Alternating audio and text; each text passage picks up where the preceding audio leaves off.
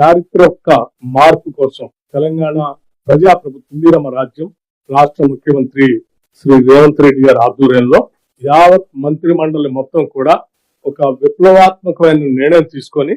Young India integrated residential schools అని ఒక కొత్త కాన్సెప్ట్ ని మొట్టమొదటిసారి రాష్ట్రంలో మనం మొదలు పెట్టబోతా ఉన్నాం. ఈ ఇంటిగ్రేటెడ్ రెసిడెన్షియల్ స్కూల్స్ సంబంధించి గతంలోనే ఎన్నికల సందర్భంగా ఆనాడు కాంగ్రెస్ పార్టీ పరంగా తెలంగాణ రాష్ట్ర మానవ వనరుల్ని ప్రపంచంతో పోటీ పడేటట్టుగా తయారు చేసుకోవడానికి కావాల్సిన విధంగా ఈ గురుకులాలు రెసిడెన్షియల్ స్కూల్స్ ని దానికి కావాల్సిన విధమైనటువంటి నిధుల్ని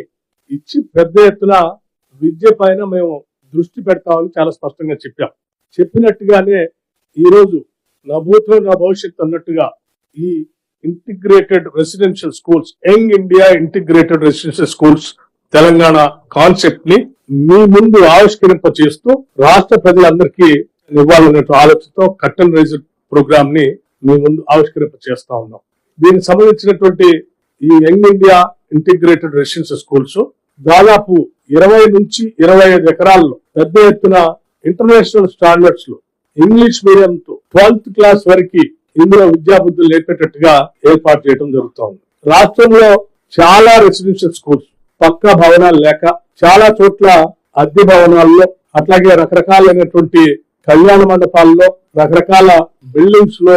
ఇబ్బందికరమైనటువంటి వాతావరణంలో విద్యాబుద్ధులు నేర్పేటువంటి పరిస్థితి మనం చూస్తూ ఉన్నాం. ఈనాడు కాంగ్రెస్ పార్టీ ఆలోచన మేరకు ఆనాడు మేము చెప్పినట్టుగా ఈ ఇందిరమ్మ ప్రభుత్వం పేద బడుగు బలహీన వర్గాలకు సంబంధించినటువంటి కుటుంబాలకు సంబంధించిన బిడ్డలందరికీ ఉచితంగా నాణ్యమైనటువంటి విద్యని ప్రాథమిక స్థాయి నుంచే అందించాలనేటువంటి లక్ష్యంతో తీసుకున్నటువంటి ఈ నిర్ణయం నాకు తెలిసి ఈ దేశ చరిత్రలోనే తెలంగాణ రాష్ట్రానికి వచ్చి అసలు రెసిడెన్షియల్ స్కూల్స్ అంటే ఇట్లా ఉంటాయా, ఇలా కూడా కట్టవచ్చా, ఇంత అద్భుతంగా చేయొచ్చా అని తెలంగాణ మొత్తం ఆకర్షించేటట్టుగా ఈ కార్యక్రమాన్ని చేపట్టి ముందుకు పోతా ఉన్నాం. మీడియా మిత్రులందరికీ నేను ఒకటే విజ్ఞప్తి చేస్తా ఉన్నాను. ఇది ఒక చారిత్రాత్మకమైనటువంటి నిర్ణయం. ఈ నిర్ణయాన్ని ప్రజలందరి దృష్టికి తీసుకొని వచ్చి వారి బిడ్డలందరినీ కూడా ఇటువంటి ఉన్నతమైన ప్రమాణాలతో కూడినటువంటి రెసిడెన్షియల్ స్కూల్స్ లో చదివించుకునే కార్యక్రమానికి వారు కూడా నాంది పలకాలని, ఈ పాఠశాలలో చేర్పించడానికి పెద్ద ఎత్తున ప్రోత్సహించాలి వాళ్ళ బిడ్డలని చెప్పి వారికి కూడా నేను విజ్ఞప్తి చేస్తూ, ఈ పాఠశాలకు సంబంధించి మేము గతంలోనే కలెక్టర్స్ కాన్ఫరెన్స్ జరిగినప్పుడు ఆనాడు ముఖ్యమంత్రి గారు లేకపోతే నా తోటి మంత్రి వర్గ సహచరులు అందరూ కూడా జిల్లా కలెక్టర్లు అందరూ కూడా స్పష్టంగా చెప్పాం, త్వరితగతిన ఈ ఇంటిగ్రేటెడ్ రెసిడెన్షియల్ స్కూల్స్ కట్టాలి. 20 నుంచి 25 ఎకరాలు ఆయా శాసనసభ నియోజకవర్గాల్లో సాధ్యమైనంత మేరకు స్థలాల్ని సేకరించి తొందరగా పంపిస్తే మేము ఈ సంవత్సరమే దాదాపు అన్ని శాసనసభ నియోజకవర్గాల్లో అట్లీస్ట్ ప్రతి శాసనసభ నియోజకవర్గానికి ఒక ఇంటిగ్రేటెడ్ రెసిడెన్షియల్ స్కూల్ ని కట్టాలని, అంతిమంగా ఇంకా పెద్ద ఎత్తున సంఖ్య పెంచుకుంటూ పోవాలనే ఆలోచనతో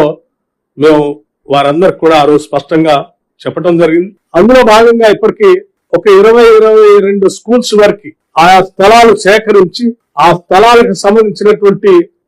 లెవెల్స్ తో సహా సమాచారాన్ని పంపించినటువంటి ఆయా శాసనసభ నియోజకవర్గాల్లో ప్రాథమికంగా పైలట్ ప్రాజెక్ట్స్ గా ఈ కార్యక్రమాన్ని ప్రకటిస్తా ఉన్నాం. దశల వారీగా ఆయా శాసనసభ నియోజకవర్గాల నుంచి వచ్చేటువంటి స్థలాలను బట్టి వాటిని కూడా శాంక్షన్ చేసుకుంటూ ముందుకు పోతా ఉంటాం. అందులో భాగంగా సరే రేపు పొద్దున విజయదశమి వస్తా ఉంది, పండుగ పర్వదినం మనందరికీ ఆనందంగా ఉండాలనేటువంటి ఆలోచన, ఆ పండుగను దృష్టిలో పెట్టుకుని ప్రత్యేకంగా ముఖ్యమంత్రి గారు నాకు స్పష్టంగా చెప్పి పండుగ కంటే ముందే ఈ రెసిడెన్షియల్ స్కూల్స్ అన్నింటినీ కూడా మనం భూమి పూజ కార్యక్రమాన్ని చేసి కన్స్ట్రక్షన్ యాక్టివిటీ చేపట్టేటట్టుగా త్వరితగతిన నిర్ణయం జరగాలని చెప్పి ప్రత్యేకంగా వారి దృష్టి సారించి వారి సందేశం ఇచ్చి తద్వారా వారి పర్యవేక్షణలో వీటన్నిటిని ఏర్పాటు చేసి ఈరోజు మీ ముందు ఈ ప్రజెంటేషన్ ని ఇవ్వబోతా ఉన్నాం.